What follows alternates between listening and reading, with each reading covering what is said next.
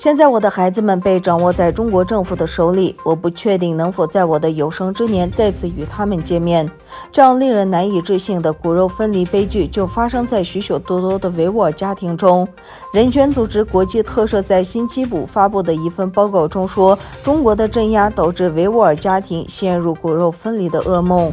国际特赦组织采访了多位被迫与子女分离、流亡海外的维吾尔父母，并在报告中引述了他们的证词。这些父母根本不敢想象有朝一日自己的孩子回到自己身边。报告引述了生活在加拿大、澳大利亚、意大利、荷兰和土耳其的维吾尔父母的证词，他们称孩子被中国当局送往所谓孤儿院。报告建议中国政府终止所有限制维吾尔人和其他穆斯林少数族裔自由往返中国的权利的措施，关闭所谓的再教育营，并立即无条件释放被拘押者，以及确保东突厥省的所有人都能定期与亲朋好友通讯联络等等。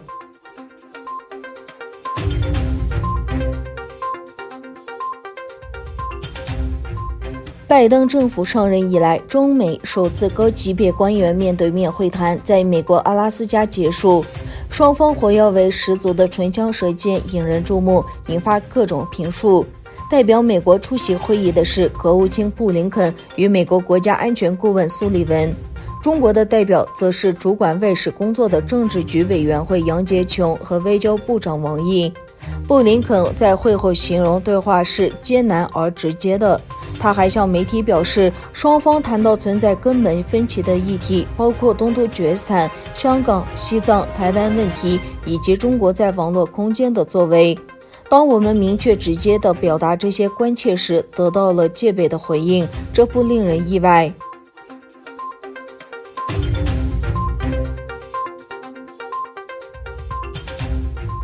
据知情人士透露，中国政府正在限制军方、敏感行业、国企和重要机关的工作人员使用特斯拉的汽车，理由是担心这家美国电动汽车制造商的汽车可能导致国家安全信息泄露。此前，中国政府对特斯拉汽车进行了安全评估。中国官员表示，发现汽车的传感器可能记录周边位置的视觉图像。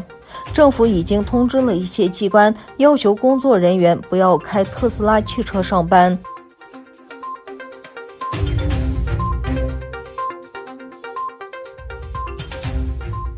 据土耳其媒体报道，土耳其总统埃尔多安批准了中国和土耳其之间的国际货和客运道路协定。据报道，土耳其和中国交通部长于2017年5月13日在北京共同签署土耳其政府和中国政府国际货运和客运道路协定。该决定已在官方公报上发布。该协定不仅明确中土两国运输车辆可达到对方境内或过境对方领土，还允许两国运输车辆从第三国进入对方领土的运输。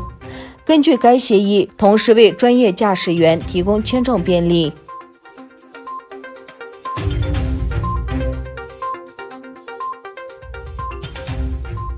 总统埃尔多安和欧盟委员会主席冯德莱恩以及欧洲理事会主席米歇尔举行视频会议。在与土耳其总统埃尔多安举行视频会议后，欧盟理事会主席切尔斯·米歇尔和欧盟委员会主席冯德莱恩发表了联合书面声明，将在3月25日至26日的欧盟峰会前夕举行的会议中，双方讨论了去年12月峰会之后的事态变化。同时，欧盟和土耳其领导人讨论解决塞浦路斯问题的会谈计划、东地中海局势和双边关系。声明说，会议还讨论了包括利比亚和叙利亚在内的地区局势，双方就叙利亚难民问题交换了意见。